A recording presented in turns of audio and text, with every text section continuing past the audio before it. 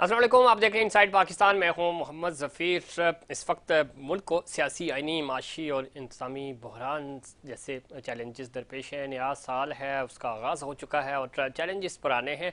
और इन चैलेंजेस को और इस बहरान से कैसे निपटा जा सकता है, इस वाले से हुकूमत रियासत बड़े अहम फैसले कर रही है और कोशिश की जा रही है कि तमाम स्टेक होल्डर्स को साथ बिठाकर मुल्क की बेहतरी के लिए काम किया जा सके। और इस वक्त जो ख़ास तौर पे सियासी बहरान है, माशी बहरान है, इससे बाहर निकला जा सके।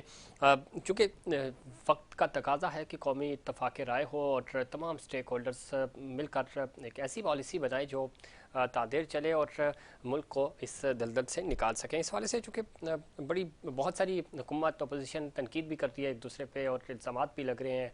कोई वाइट पेपर जारी कर रहा है तो कोई माजी की कारकर्दगियाँ अपने सामने रख रहा है, लेकिन हकीकत यह है कि चैलेंजेस बहुत ज़्यादा हैं और इन चैलेंजेस से किसी एक हुकूमत या किसी एक इदारे के बस की बात नहीं है। तमाम स्टेक होल्डर्स ने साथ बैठना है और ज़ाती मफादात को पीछे रख के इस वक्त मुल्की मफादात और पाकिस्तान और पाकिस्तानियत की बात करनी होगी, तो ही हम इस मुश्किल हालात से निकल सकते हैं।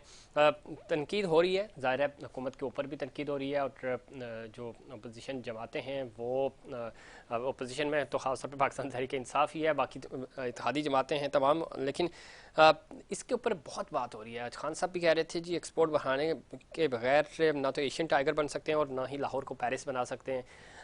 साथ ही साथ जो पिछले 3.5 साल पाकिस्तान तहरीक इंसाफ ने हुकूमत की, इस वाले से मुस्लिम लीग नून ये कह रही है कि चूँकि इन्होंने इतना दलदल में हमें धकेल दिया था कि हमारे पास कोई ऑप्शंस नहीं थे और यही वजह है कि आज इकॉनमी इतनी वर्स्ट कंडीशन में है। इन तमाम इश्यूज़ पे बात करेंगे और ख़ास तौर पे वे फॉरवर्ड क्या है, चूँकि तनकीद तो बहुत हो रही है और हल क्या है और क्या हल निकल सकता है, मुस्तकबिल पाकिस्तान का कैसा होगा और ये साल पाकिस्तान के लिए कोई उम्मीद, पाकिस्तान अवाम के लिए कोई रिलीफ और खुशहाली लेकर आएगा। इस पर बात करेंगे। हमारे साथ मौजूद हैं जनाब मिर्ज़ा इश्तियाक बेग साहब, सीनियर रहनुमा मुस्लिम लीग नून, माशी अमूर पे और ख़ास तौर पर सफारती अमूर पे बड़ी गहरी नज़र रखते हैं। मराकश के एजाज़ी सफ़ीर भी हैं और हालिया इन्होंने चूँकि नवाज शरीफ साहब से एक बड़ी ज़बरदस्त इनकी मीटिंग भी हुई और लंदन गए थे, उस वाले से भी बात करेंगे इनके साथ। बहुत शुक्रिया बेग साहब, आपने प्रोग्राम में वक्त दिया।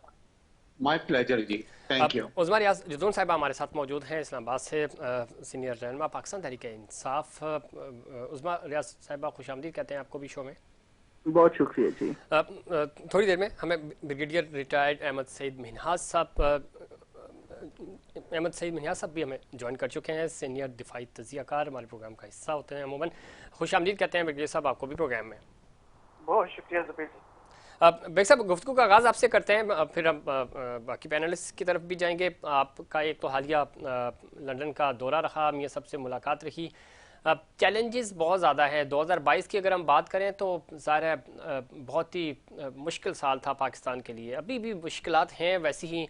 साल नया है, चैलेंज जो हैं वो पुराने ही हैं। किस तरह देखते हैं इस वक्त माशी बहरान से निकलने के लिए, दहशत गर्दी, फिर कौमी सलामती, जब इन तमाम चीज़ों को के ऊपर हम बात करते हैं, कौमी इत्तफाक राय, चूँकि रियासत ये कह रही है कि आपको मुत्तहिद होकर ही ज़ाहिर हम इन तमाम इशूज़ से निकल सकते हैं।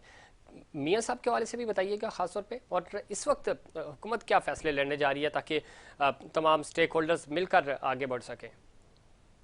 दरअसल आपने बिल्कुल सही कहा कि इस वक्त बड़ी ज़रूरत है। मुल्क जो है एक बहुत नाजुक दौर से इस वक्त गुजर रहा है और बहुत ज़रूरत है इस चीज़ की कि हम तमाम अख्तलाफात को भुला के इस वक्त जो हैं और हम सब एक हों और किसी तरह इस बुरे वक्त से निकलें, क्योंकि यूक्रेन ने और रशिया की वॉर ने पूरी दुनिया को हिला के रख दिया है।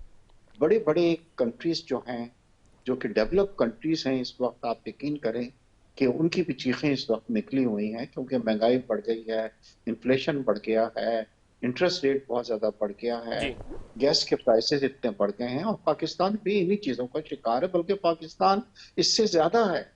तो अब इसमें ये हो रहा है कि अगर हम अपनी सियासत में लगे रहेंगे तो उसमें क्या हो रहा है कि हमारे मुल्क का और ज़्यादा नुकसान होगा। खुदा ना खास्ता अगर हमारा मुल्क डिफॉल्ट कर जाता है, ये सस्टेन नहीं कर सकता इस दौर को, तो फिर क्या होगा कि कोई भी पीपल्स, कोई भी जो पार्टी है पॉलिटिकल, वो उसको संभाल नहीं पाएगी। प्राइम मिनिस्टर ने एक से ज्यादा बार जो है अपोजिशन की जमातें, खासतौर पर इमरान खान को ये कहा है कि हम सब मिलकर बैठते हैं और एक चार्टर ऑफ इकोनॉमी हम साइन कर लेते हैं कि हम एक दूसरे को इकोनॉमी के उसके ऊपर नहीं करेंगे। सियासत हम जरूर करें मगर इकोनॉमी के ऊपर हम सियासत नहीं करें।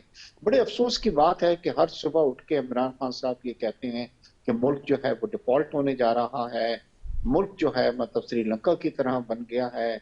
और ये तमाम चीजें देने के बाद वो ये नहीं बतलाते कि कल को अगर वो आएंगे तो मुल्क को किस तरीके से इन प्रॉब्लम से और इन चैलेंजेस से निकाल सकेंगे। तो ठीक। मेरे ख्याल से इस वक्त बहुत जरूरत है कि प्राइम मिनिस्टर ने जो एक से ज्यादा बार ये ऑफर की है कि चार्टर ऑफ इकोनॉमी जो है उसको साइन किया जाए और इकोनॉमी के ऊपर हम सब जो हैं मुत्तहिद हो जाएं और बिल्कुल किसी तरीके से मुल्क को इन चैलेंजेस से इस वक्त हमें निकाला जा फेस के सके और ऊपर ज़रा मिलकर ही निकाला जा सकता है। उज़मा रियाज जदून साहिबा जो बेग साहब बात कर रहे हैं, और हमने देखा 2018 में भी कोशिशें की गई। उस वक्त बेग साहब ज़ाहिर अपोजिशन में थे, बाकी पार्टीज अपोजिशन में थी, आप हुकूमत में थे।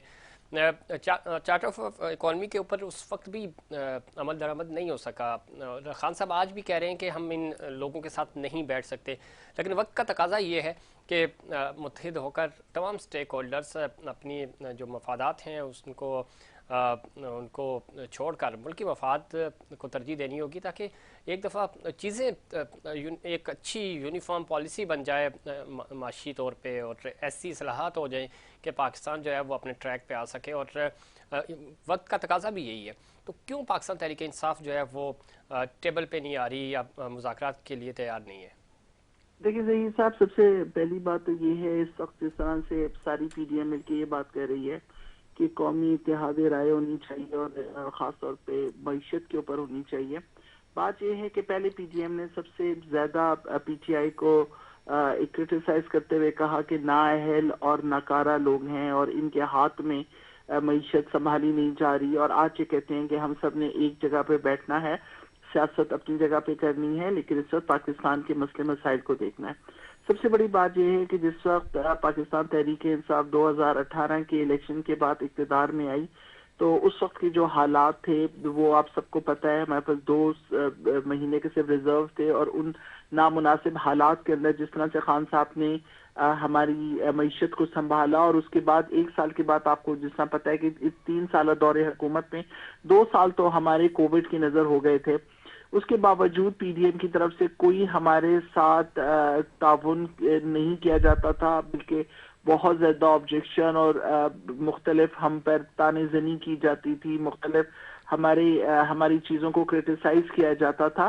तो आज तो पीटीआई हुकूमत में मौजूद नहीं है, ना ही आपकी अपोजिशन में मौजूद है। आज तो पीटीआई अवान बाला से बाहर होके बैठी हुई है, और आप लोगों को पूरा हक हासिल है, और आप लोगों की किसी भी पॉलिसीज को वो कहते हैं ना कि अप्रूव कराने में कोई ऑपोजिशन मौजूद नहीं है। आज तो आप लोगों के बेहतरीन काम होने चाहिए थे, और जिस तरह से हमें 100 दिन का ताना दिया जाता था, अब हम भी कहते हैं कि शहबाज शरीफ साहब ने कहा था कि 3 महीने के अंदर मैं पाकिस्तान की इकोनॉमी को बहुत बेहतर बना दूंगा, और आज ऑब्जेक्शन तो बहुत ज्यादा है, लेकिन ये आज पीडीएम भी इस बात को मानती है। और अभी 2000 जो लास्ट टाइम हमारा जून जुलाई के अंदर जो हमारा बजट आया था, उसके अंदर मरियम औरंगजेब साहिबा ने खुद ये बात कही थी कि जी, जब उन्होंने कंपैरिजन किया और बताया कि हमारी माशी हालात किस कदर बेहतर थे, एक्सपोर्ट हमारी कितनी बढ़ी हुई थी, इंपोर्ट हमारी कम हुई हुई थी, सनतें हमारी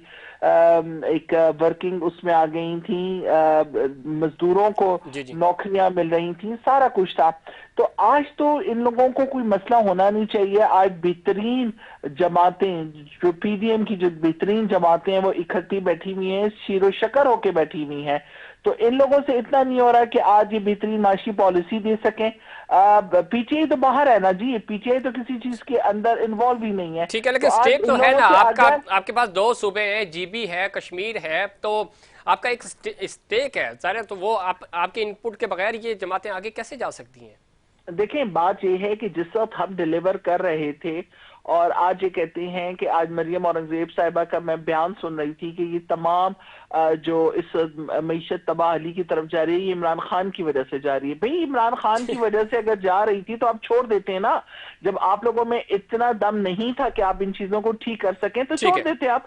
3 साल आपने हमें हुकूमत के अंदर रहने नहीं दिया। चूंकि ये तो हम बात कर ही रहे हैं, इल्जामात लग रहे हैं आप उन पे और वो आप पे लगा रहे हैं, लेकिन देखिए बात यह है कि इस वक्त इसमें कोई शक नहीं कि ये लोग पीडीएम की जमातें नहीं संभाल सक रही। ठीक, लेकिन आप सबने ही, चाहे पीडीएम हो या पीटीआई हो, आपने ही मुल्क चलाना है, चूंकि आप ही अवामी नुमाइंदे हैं। बिल्कुल तो बिल्कुल यही बात है। मिल बैठने को तैयार क्यों नहीं है?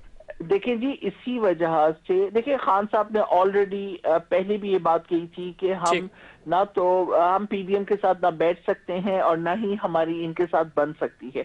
ये तो शुरू से हमारा स्टांस था और बहुत सी चीजों पे आपको पता है कि हम हमारे साहिबा फिर हुकूमत तो इन्हीं की है, आप इंडिया या बांग्लादेश के साथ बैठेंगे, किससे फिर बात होगी? नहीं, देखें बात सिंपल ये है कि इस वक्त जो अवाम की जो रिप्रेजेंटेटिव जमात हो, आप खान साहब का सिर्फ एक मौकफ है कि आप इलेक्शन की डेट अनाउंस कीजिए, हम असेंबलीज में आने के लिए भी तैयार है, लेकिन डेट होनी चाहिए साफ शफाफ इंतखाबात की, और जिनको अवाम मुंतखब करें वो आए, बैठे और फिर अपनी माशी पॉलिसी बनाएं। ठीक है, मैं आगे चल के बेग साहब से इस पे भी बात करूंगा कि जो शराइत लगाकर मुज़ाकरात की बातें हो रही हैं, इस पे हुकूमत किस हद तक तैयार है। ब्रिगेडियर रिटायर अहमद सईद मिनाज साहब, किस तरह देखते हैं जब हम कौमी सलामती की बात करते हैं, और हालिया चूँकि पिछले एक हफ्ते के अंदर जो बड़ी डेवलपमेंट्स हुई उसमें ज़ाहिर कोर कमांडर कॉन्फ्रेंस 2 दिन जारी रही, उसमें भी बहुत सारी चीज़ें डिस्कस हुई, कौमी सलामती कमेटी का इजलास है, और ख़ास तौर पे दहशतगर्दी की एक नई लहर है जिसको इस साल के अख्ताम पे और अवाइल में भी हमें इसका सामना है। अफ़गानिस्तान के साथ 2600 किलोमीटर की तकरीबन हमारी सरहद है, और ये एक ऐसा एरिया है, ऐसी जगह है जहाँ पे ज़ाहिर हम खुल के तो किसी के ख़िलाफ़ कोई कार्रवाई कर नहीं सकते। फिर अफ़गानिस्तान के साथ हमारे जो ताल्लुकात हैं उसमें भी ऊंच नीच रहती है। बड़ा ये मुश्किल सूरत हाल है और मुश्किल फ़ैसले भी हैं। अमेरिका यहाँ से वापस गया, उसके बाद दहशतगर्दी का सबसे ज़्यादा ख़तरा, हालांकि भारत हमारा दुश्मन मुल्क है, लेकिन उसके बावजूद ज़्यादा ख़तरा हमें इधर से है। किस तरह आप देखते हैं कि साल 2023 में इस चैलेंज से हम किस तरह निपटेंगे, और इसकी प्लानिंग क्या है? फोर्सेस हमारी, और जिस तरह चीफ ने पैगाम भी दिया, आप किस तरह देखते हैं, क्योंकि आप इन तमाम अमूर को बड़ी अच्छी तरह जानते भी हैं, समझते भी हैं, और आपको लगता है कि इस एंड पे हम काबू पा सकेंगे? जी बिस्मिल्लाहिर्रहमानिर्रहीम, बहुत शुक्रिया जफीर, आपने मुझे शुरू किया। अच्छा, मैं चूँकि सिक्योरिटी रिलेटेड जो चीज़ें होती हैं, सिक्योरिटी आपकी जितनी जो फिजिकल सिक्योरिटी है, अगर वो सिक्योर होगी तो आपकी इकोनॉमिक सिक्योरिटी, आपकी इंटरनल सिक्योरिटी, आपकी बैरूनी सिक्योरिटी, सारी जो है वो एक दूसरे से जो है वो इंटरमिंगल हैं और आप इनको अलग अलग नहीं कर सकते हैं। जहाँ तक इकोनॉमिक सिक्योरिटी का ताल्लुक है, वो उस वक्त ही आएगी जब आपकी पोलिटिकल जो है वो सिक्योरिटी आपके मुल्क में जो है वो भी तक पिछले 8-10 महीने के अंदर बिल्कुल नापैदी होकर रह गई है। बड़ी माजरत के साथ जो बेग साहब हैं, ये उज़्मा बहन हमारी हैं, जो पॉलिटिकल पार्टीज भी हैं वो भी आपस में बात करने पर तैयार नहीं है। इससे पहले मतलब ये कहते हैं कि इनके साथ बात नहीं होगी, जबकि पॉलिटिक्स का मतलब है इंगेजमेंट, पॉलिटिक्स का मतलब है डायलॉग, पॉलिटिक्स का मतलब है नेगोशिएशंस करना। इसी तरह भी नेशनल सिक्योरिटी कमेटी की मीटिंग जो कल उसका सेकंड सेशन चला था, उसमें अब केपी के अंदर अब दहशतगर्दी के मुतालिक बात करना है, तो उन्होंने भी फिर आगे केपी के जो चीफ मिनिस्टर उनको मदऊ नहीं किया था। तो इस तरह गिले तो चलते रहेंगे। लेकिन जहां तक आपने जो पूरी ओवरऑल सिक्योरिटी सिचुएशन के ऊपर अगर मैं बात करूं, तो 29 नवंबर को प्रेसिडेंट चीफ आर्मी साहब ने चार्ज टेक ओवर किया था, और 27-28 तारीख यानी एक महीने में अभी एक दिन रहता था, तो उन्होंने अभी पहली कोर कमांडर्स कॉन्फ्रेंस की जब पूरी अपने कंट्रोल में करके, और 27-28 तारीख को उन्होंने कोर कमांडर कॉन्फ्रेंस की, और 29 तारीख को प्राइम मिनिस्टर के साथ मिले, और उनकी शायद आपस में बामी रजामंदी के साथ फिर उन्होंने सिक्योरिटी कमेटी की मीटिंग बुलाई जुमे को, और उसका सेकंड सेशन जो कल हुआ था। तो ये साफ, और जब आपने नेशनल सिक्योरिटी कमेटी के अलामिया भी आपने देखा है, तो उसमें साफ नजर आ रहा है कि आपकी अस्करी क़यादत और पॉलिटिकल क़यादत जो है वो इस बात का उनको मुकम्मल तौर पर इदराक है कि आपको जो उभरने वाली जो नई वेव है आपकी दहशतगर्दी की, उसको आपने लाजमी जो है कंट्रोल करना है। और अगर आपकी जो दहशतगर्दी की वेव अगर आपने उसको कंट्रोल ना किया, इंटरनल स्टेबिलिटी जो है अगर आप ना लेकर आए, तो जो रही सही कसर आपकी मईशत में रह गई है, शायद वो जो उठने की अगर देख भी रही थी तो वो कब उसी तरह रह जाएगा, बल्कि शायद नेगेटिव ट्रेंड की तरफ चला जाएगा। तो मेनली जो दो चीजें कल सिक्योरिटी के लिहाज से जो अलामिया में भी वाज़ेह तौर पर बयान की गई, वो आपकी इकोनॉमिक सिक्योरिटी और आपकी दाखिली और खारजी जो है वो सिक्योरिटी के मुतालिक बात हुई है। तो इसमें कोई शक नहीं है कि अभी हम पाकिस्तान पे किस्म का 2 फ्रंट वॉर जो है उसका एक सामना करना पड़ रहा है, जो कि हाइब्रिड वॉरफेयर की सूरत में है। अब हाइब्रिड वॉरफेयर किस तरह से, कि इंडिया जो है अपनी ईस्टर्न बॉर्डर के ऊपर तो वो थ्रेट लगा के बैठा हुआ है और उसने कुछ इशारे भी दिए हैं और कुछ मिसाइल्स को भी पाकिस्तान की ईस्टर्न बॉर्डर्स के साथ साथ उसने डिप्लॉय किए है। तो उसने एक वहां से ईस्टर्न बॉर्डर की तरफ से आपको सिग्नल दे दिया। अब आपकी वेस्टर्न बॉर्डर जो है जिसको आपने बाढ़ लगा के 2600 किलोमीटर जैसे आपने कहा उसको सिक्योर किया था, तो भी जगह जगह से उन्होंने तालिबान ने जिनको कि आपने शुरू में शाबाश दी है उनको इस किस्म का सराहा कि आपने आपकी काविशों से अमेरिकन ने अफगानिस्तान को छोड़ा है, तो वही आपके जो फ्रेंड्स जो हैं आपके अगेंस्ट हो गए और उसकी कई वजूहत होती हैं, जिसमें एक वजह ये भी है कि आपने जो है उनको उस तरह से रिकग्नाइज नहीं किया जैसे कि वो पाकिस्तान से एक्सपेक्ट कर रहे थे। दूसरा कुछ सब रखा गया चमन के ऊपर और यहाँ पेशावर वाली साइड के बॉर्डर के ऊपर कि जिसमें डॉलर स्मगल हो रहे थे, कुछ वीट की स्मगलिंग हो रही थी और दूसरे अजनास जो है अफगानिस्तान में ये जो अफगानिस्तान ट्रेड जो हमारा ट्रांजिट ट्रेड है उस जा रही थी। जब उसको रोका तो उसके अफगानिस्तान के जो तालिबान वो काफी जो है इसमें जो है उसको उनका मूड जो उसको खराब हुआ और जो बैरूनी ताल्लुकात हैं अफगानिस्तान से खराब हुए। अभी उसमें मजीद ये है कि इंडियन एम्बेसी भी अभी काबुल में खुलने जा रही है, तो ऑलरेडी जो उनके कॉन्सुलेट थे जो पाकिस्तानी बॉर्डर के साथ साथ इंडियन थे वो भी खोलने की तरफ जा रहे हैं। तो एक जो पहले एक किस्म का ट्रेंड चल रहा था जो कि अशरफ गनी साहब की गवर्नमेंट के अंदर था अफगानिस्तान में, वही एक किस्म का ट्रेंड वापस आ रहा है। अभी आप देखें तो तालिबान के जो मिलिट्री ऑफिसर्स हैं वो फिर इंडिया में जाके मिलिट्री ट्रेनिंग करने जा रहे हैं। तो काफी सारी इस तरह की चीजें हैं जो कि पाकिस्तान पे अब वेस्ट की तरफ से भी उतनी हावी जो है वो हो रही है। अनफॉर्चुनेटली अभी जो हकानी साहब हैं जो कि इंटीरियर मिनिस्टर हैं अफगानिस्तान के, उन्होंने कुछ अर्सा पहले जो टीटीपी के एलिमेंट थे अफगानिस्तान के अंदर जिन्होंने पनाह ले रखी थी उनको वाज़ेह तौर पर प्रेस ब्रीफिंग के अंदर उनको अप्रिशिएट किया कि अशरफ गानी की जब गवर्नमेंट थी तो टीटीपी ने उनको उनके अफगानिस्तान तालिबान को जो है काफी सपोर्ट किया था, जिसकी वजह से अमेरिकन को निकालने में और पुरानी जो नॉर्दर्न अलायंस की गवर्नमेंट थी उसको भी खत्म करने में उन्होंने काफी उनका रोल काफी अप्रिसिएशन किया और उनके पास काफी सारे जो सो कॉल्ड टेररिस्ट उसका वहाँ पे फन भी थे उनको भी छोड़ा था। तो ये सब चीजें मिल मिला के पाकिस्तान का वेस्टर्न बॉर्डर भी अब उतना ही हॉट हो चुका है जितना ईस्ट की तरफ आपकी होता है। तो आपको टू फ्रंट वॉर की सिचुएशन आपके ऊपर है। अब इसके साथ साथ आपकी जो इंफॉर्मेशन वॉरफेयर है जो फेक न्यूज वाली है वो भी उसके ऊपर काफी ऐसे ऐसे नैरेटिव चल रहे हैं कि जिसमें अगर कोई आपके लोकल इन्वेस्टर्स भी इन्वेस्ट करना चाहें तो वो भी अपने पैसे जो है अपने पास रख के बैठ गए। तो अभी आपका जो गवर्नमेंट है वो गरीब से गरीब तर हो गई है, लेकिन लोगों की जेबों में पैसे हैं। आप किसी भी मॉल के अंदर अभी जाएं तो आपको लोग लगता नहीं है कि इतनी महंगाई है, लोगों की जेबों में पैसे हैं, लेकिन जो आपकी गवर्नमेंट है जिसने आपको सेहत देनी है, तालीम देनी है,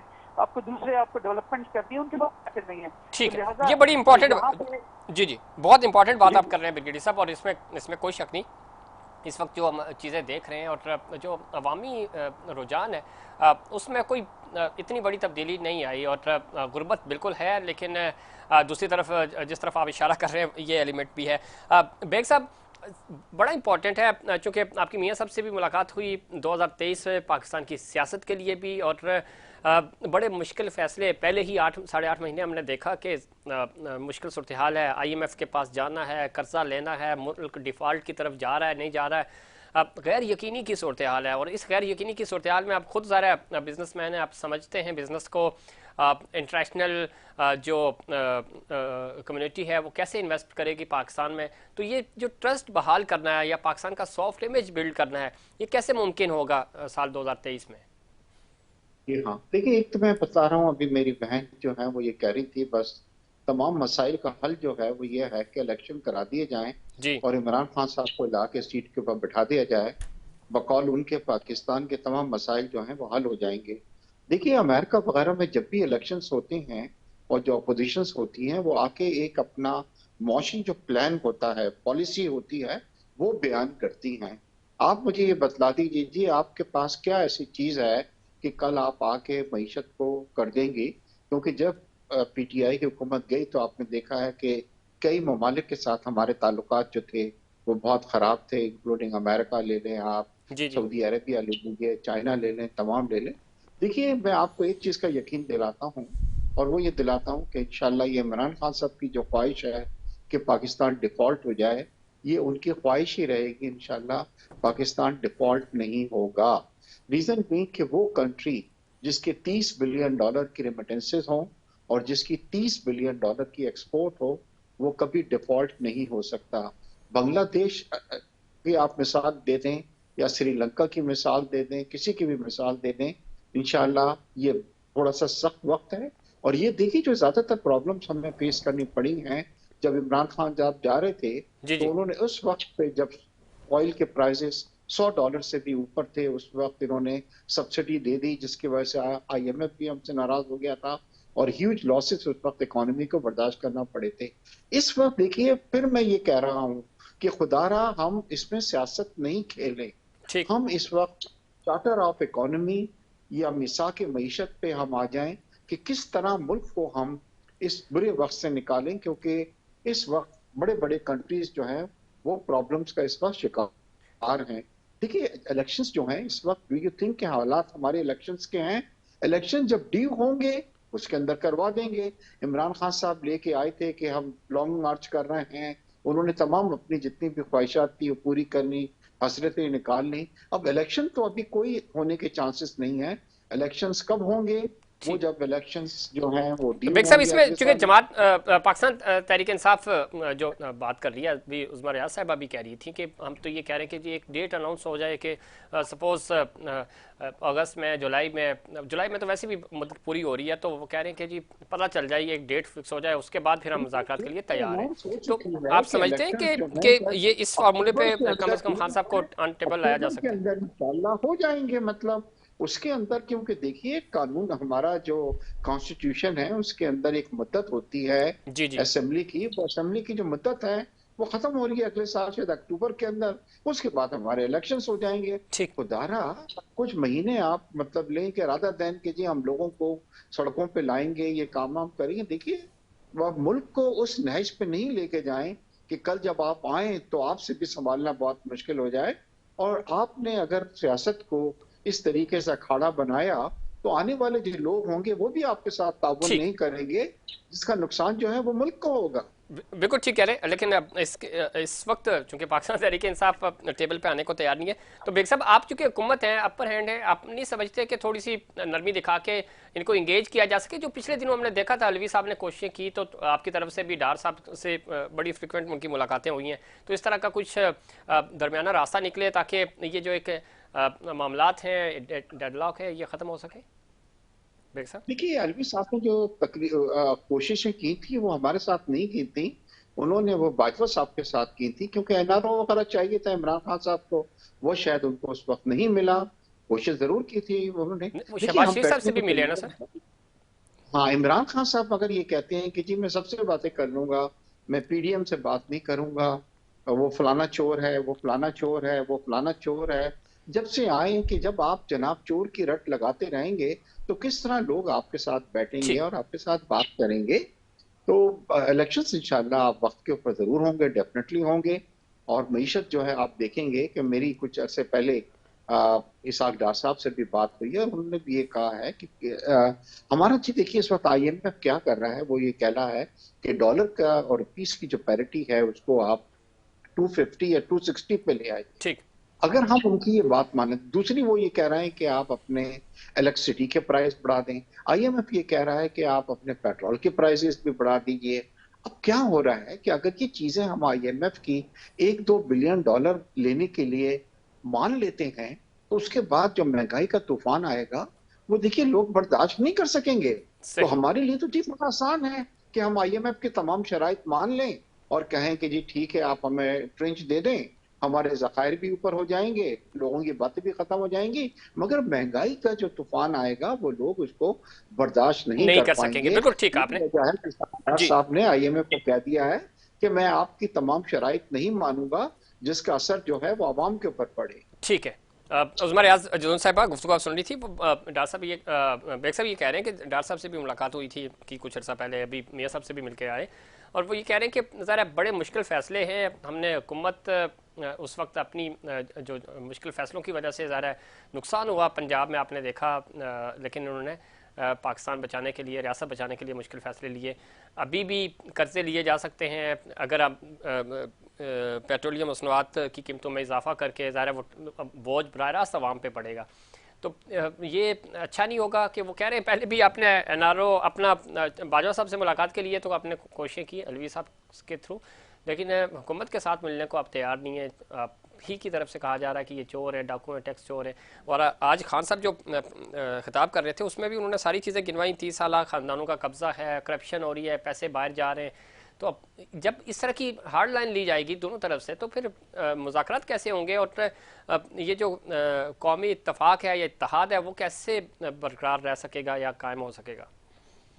अभी देखिए, सबसे पहले तो मैं बेग साहब की इस बात का जवाब देना चाहूंगी जिसमें उन्होंने कहा कि शायद मैं ये कह रही हूँ कि फौरी इलेक्शंस हो और इमरान खान को जी ला के बिठा दिया जाए। बिल्कुल नहीं, फौरी इलेक्शंस हो, साफ शफाफ इलेक्शंस हो और अवाम जिस पार्टी को भी मुंतखब करे वो पार्टी है, और फिर उसके बाद उसको पूरा हुकूमत करने का इख्तियार हासिल हो, वो अपने सियासी फैसले करे, हर इदारा अपनी डोमेन में रहते हुए, अपने आईनी हदूद में रहते हुए वो अपना काम करे, ताकि सियासतदान भी सियासी तौर पे आजाद होकर अपने मुल्क के लिए बेहतरीन फैसले कर सकें। मैंने बिल्कुल ये नहीं कहा कि इमरान खान साहब को लाके बिठा दिया जाए, मैंने कहा लोगों की जो हो, जो लोग जिसको इलेक्ट करें उसको लाके बिठाया जाए और वो अपने आगे के मामलात, पाकिस्तान के मामलात, माशी मामलात जो भी हैं, इंटरनेशनल अफेयर्स हैं, उनको देख के तो वो लेकर चले। दूसरी देखिए, सबसे बड़ी बात यह है ना कि अभी मेरे दूसरे भाई ने कहा कि फेक न्यूज और इकोनॉमी, ये बिल्कुल ठीक बात है। देखें जी, फेक न्यूज की वजह से भी बहुत से मसले हो रहे हैं, लेकिन सबसे बड़ी बात यह है कि आज आपने ताजिर बरादरी को ये कह दिया कि जी वो 7-8 बजे दुकानें बंद कर देंगे और जितने भी होटल्स हैं वो बंद कर दिए जाएंगे। ऑलरेडी ये तमाम लोग कोरोना से इतने मुतासिर हुए हैं कि अभी आप उनको अगर इसी तरह से उनके ऊपर पाबंदियां लगा के बिठाते हैं तो आप मुझे बताएं इस मुल्क के अंदर तिजारत क्या खाक होनी है, हमारी एक्सपोर्ट क्या खाक बढ़नी है। इंडस्ट्री को हम बिजली नहीं दे रहे, इंडस्ट्री को हम गैस नहीं दे रहे हैं, इंडस्ट्री के ऊपर हमने 3 टैक्सेस लगा दी हैं कि जो इंडस्ट्री हमारे दौरे हुकूमत में फ्लरिश हो रही थी। एक पॉइंट है मैं ऐड करना चाहूंगा जी, मैं एक ऐड कर दूं फिर आप कंप्लीट कीजिएगा। एक चीज है, मुशर्रफ साहब के दौर में भी आपको याद होगा कि उस वक्त वो घड़ियां 1-1 घंटा पीछे किया गया था। तो ये तो फैसला अच्छी बात है कि आप मार्केट सुबह 8 बजे खोलें, जिस तरह हमारे ऑफिस खुलते हैं, और शाम 6-8 बजे तक आप उनको बंद कर दें, यानी ड्यूरेशन आपको वही मिलेगा। लेट नाइट का कॉन्सेप्ट तो दुनिया भर में नहीं है। बेग साहब खुद यूरोप ट्रैवल करके आए हैं, आपने भी ट्रैवल किया होगा, ब्रिगेडियर साहब भी जाते हैं। दुनिया भर में ये चीज़ें हैं, बहुत रेयर रेस्टोरेंट्स और कम मार्केट्स होती हैं जो ज़रूरी होती हैं, उनको टाइम दिया जाता है लेट नाइट तक। तो ये तो अच्छी प्रैक्टिस है, इसको तो आप अप्रिशिएट करें, चाहे आप ऐलान करें या नॉन वाले करें या कोई और जमात करे। बाकी जो चीज़ें हैं उस पर बिल्कुल बात हो सकती है। बहुत इम्पोर्टेंट होता है वो। और आज अब यूरोप पे देख लीजिए कि वहां पे सूरज किस वक्त निकलता है और किस वक्त गरूब होता है। इवन आप यहाँ पे केपीके के अंदर और सिंध का मुवाजना अगर कर लें तो कराची जो है वो पूरी रात जागता है और पूरा दिन सोता है। इसी तरह से केपीके और एबटाबाद जिधर से मेरा ताल्लुक है, वहां पे लोग सुबह सवेरे उठते हैं और रातों को जल्दी सो जाते हैं। देखिए, हमारे मुल्क का ये भी एक सबसे बड़ा मसला है कि यहाँ पे ग्राउंड रियलिटीज देखनी पड़ती हैं और उस इलाके को देखना पड़ता है कि उस इलाके के अंदर क्या चीज और किस तरह के लोग आदी हैं, किन चीजों के लोग आती हैं, उसके मुताबिक अगर फैसले हों तो तब तो ठीक है। अदरवाइज आप देख लीजिए कि इस वक्त भी सिंध के अंदर भी और पंजाब के अंदर भी कोई भी इन चीजों को मानने के लिए तैयार नहीं है। दूसरी बात देखें जी, अभी बात हुई है ना, ये कहते हैं कि जी इस तरह से कि इकोनॉमी हमारी बिल्कुल ठीक है और हम डिफॉल्ट की तरफ नहीं जा रहे हैं। ठीक है, अल्लाह ना करे कि पाकिस्तान डिफॉल्ट की तरफ जाए, लेकिन सबसे बड़ी बात यह है कि इस वक्त आप जो चीजें देख रहे हैं कि एलसी के ऊपर आपके कंटेनर्स मौजूद हैं और आपके पास डॉलर मौजूद नहीं है कि आप वहां पे पेमेंट करके तो उनको आप लेकर आ सकें। इसी तरह से आप देख लीजिए कि प्याज और टमाटर तक आपके इंपोर्ट होते हैं। आपकी जितनी भी काश्तकार जो है हमारा, वो डैमेज हुआ है। हमारा एग्रीकल्चर मुल्क और हमारे एग्रीकल्चर सेक्टर आप देख लीजिए कितना डैमेज हुआ है। हमारे पास इस वक्त तनख्वाह देने के लिए जितने भी हमारे गवर्नमेंट मुलाजमीन है उनको तनख्वाह देने के लिए हमारे पास पैसे मौजूद नहीं है। हमारी रोटी इस वक्त आप देख लीजिए कि 35 रुपए के ऊपर चली गई है। इतनी महंगाई के बावजूद बिल्कुल ठीक है, लेकिन यही वजह है कि उज़मा रियाज साहिबा, यही वजह है ना कि हम सारे आप लोग स्टेक होल्डर्स नहीं बैठेंगे मिलके तो ये बेहतरीन फैसले नहीं हो सकेंगे। अभी एक छोटी सी मिसाल है, इस पे ज़रा मैं ब्रेक के बाद इस पे बात भी करूंगा। जो आपने टाइम फ्रेम की बात की, पंजाब जो है वो वफाक के फैसले नहीं मान रहा।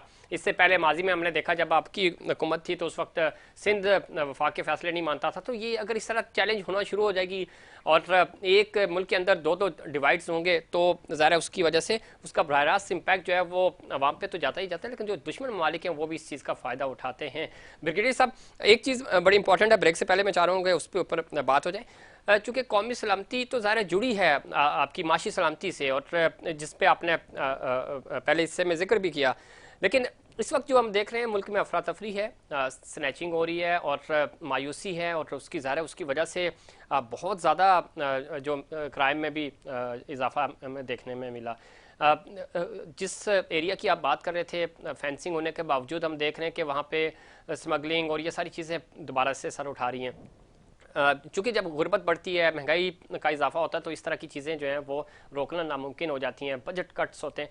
तो आप क्या समझते हैं कि इस फौरी तौर पे क्या हल है कि हम इन चीज़ों से निकलें और आवाम जो एक मायूसी की तरफ जा रहे हैं सिक्योरिटी पॉइंट ऑफ व्यू से, और ये जो चूँकि यहाँ से हमारा अच्छा खासा जो पश्तून हो गया, हमारी बलोच कम्युनिटी होगी, ये ज़ारे ट्रैवल करते हैं अफगानिस्तान, वहाँ से आते हैं जाते हैं, इसमें नरमी भी दिखाई गई है ज़ारा वसीतर मफाद में, जिसका हमें खमियाजा भी भुगतना पड़ रहा है। जी बिल्कुल सफीर ऐसी, इसमें अगर मैं वन लाइन अगर जवाब देना चाहूँ तो उसमें कल नेशनल सिक्योरिटी कमेटी की मीटिंग के अंदर भी नेशनल एक्शन प्लान का जिक्र किया गया, जिसको वापस हमने कहा कि उसी प्रेशर के साथ, उसी ज़ील के साथ हम उसको दोबारा से इम्प्लीमेंट करना शुरू करेंगे जहाँ से हमने कोई थोड़ी सी ढील दिखाई थी। अब ढील कहाँ से, हमने थोड़ा सा नेशनल एक्शन प्लान को थोड़ा बैक बर्नर पर डाला था जब आपके जो है वो रद्दुल फसाद ऑपरेशन बाय मार्च अप्रैल जो है वो अपने कल्मिनेशन में पहुंच गया था, और पाकिस्तान में जो है वो टेररिज्म जो है बिल्कुल ही ना होने के नापायद होकर रह गई थी, और हम उसका सक्सेस उसकी सेलिब्रेट करते। तो जो हमारे नेशनल एक्शन प्लान के जो 20 पॉइंट थे जिसमें इंटरनल सिक्योरिटी और इस तरह की चीजें थी, उसको थोड़ा सा बैक बर्नर पे डाला था, और अब वो दोबारा से उसी तरह झील से इम्प्लीमेंट होने जा रही है। जहाँ तक इस बात का ताल्लुक एक लॉन्च सिंध में खास तौर पर और बाकी सूबों में आमतौर पर स्पेशली KPK में और बलूचिस्तान के अंदर उसकी वही दो मेन वजूद है। एक तो ये कि आपको जो 65% ऑफ यूथ है आपकी, उनको अगर जॉब नहीं प्रोवाइड कर सकेंगे, और अब आजकल के दिनों के अंदर जब इंडस्ट्री क्लोज डाउन की तरफ जा रही है, डाउन साइजिंग या राइट साइजिंग जो वो कर रही है, तो जब नौजवान जॉबलेस होंगे तो वो जो मुजरिम नहीं भी है या मुलजिम नहीं भी है, जो भी इसका पेशा है जराइम, वो भी इस तरह करके इजी मनी स्नैच करने के लिए करेगा, बिकॉज घर में उसकी फैमिली है, उसके बच्चे हैं, और तो पूरा आपका सोसाइटल जो है वो से इफेक्ट होना शुरू हो गया है। और दूसरा ये है कि चूंकि जो आपके अफगानी जो लड़के हैं, खास करके जो यंगस्टर्स यहाँ कराची में खास करके या KPK के अंदर हैं, तो उनको भी अब जब से शक की निगाह से देखा जाना शुरू किया गया है, तो उन्होंने भी कार्रवाइयाँ जो है दूसरी स्नैचिंग या स्ट्रीट क्राइम्स की तरफ जर्नी कर दी। अभी भी आप देखें कराची में कल रात को भी काउंटर टेररिज्म डिपार्टमेंट ने और पुलिस ने काफी बड़ा छापा मारा है, जिसमें काफी ह्यूज कैश ऑफ अम्युनिशन, आर्म्स और इसके साथ दूसरी जो इस तरह की चीजें होती हैं वो रिकवर की हैं, और उसमें 30 से 35 से करीब अफगानी जो लड़के थे जो KPK से यहाँ ट्रैवल करके आए थे, उनको अरेस्ट किया है। तो ये सब चीजें मिल मिला के पाकिस्तान की और कराची की इंटरनल सिक्योरिटी पे खातर ख्वाह जो है नेगेटिव इम्पैक्ट डाल रही हैं। मैं आई एम श्योर कि इंशाल्लाह नेशनल एक्शन प्लान जब अपने फुल झील के साथ दोबारा इम्प्लीमेंट किया जाएगा with political and military support या अस्करी सपोर्ट के साथ, तो जल्दी इंशाल्लाह इस अफरियत को दोबारा सर उठाने से पहले कुचल दिया जाएगा इंशाल्लाह। आप बिल्कुल ठीक कह रहे हैं, और इसके लिए ज़ाहिर बड़े सख्त फैसले और इसका फुल इख्तियार भी दिया गया है सिक्योरिटी फोर्सेस को और सिक्योरिटी इदारों को कि वो अपने अपने डोमेन में रहते हुए इस पर सख्त कार्रवाइयाँ करेंगे। जो भी कौमी सलामती कमेटी का इजलास भी हुआ और ख़ासतौर पर कोर कमांडर कॉन्फ्रेंस जो 2 दिन जारी रही, उसमें भी इस चीज़ का इस पे ऊपर बड़ा जोर दिया गया। नाज़रीन, वक्त हुआ ब्रेक का। ब्रेक के बाद मुल्की सियासी, माशी और कौमी सलामती के हवाले से क्या हमें चैलेंजेस दरपेश हैं और उनका हल क्या है, इस पर बात करेंगे, लेकिन उससे पहले कमर्शियल ब्रेक।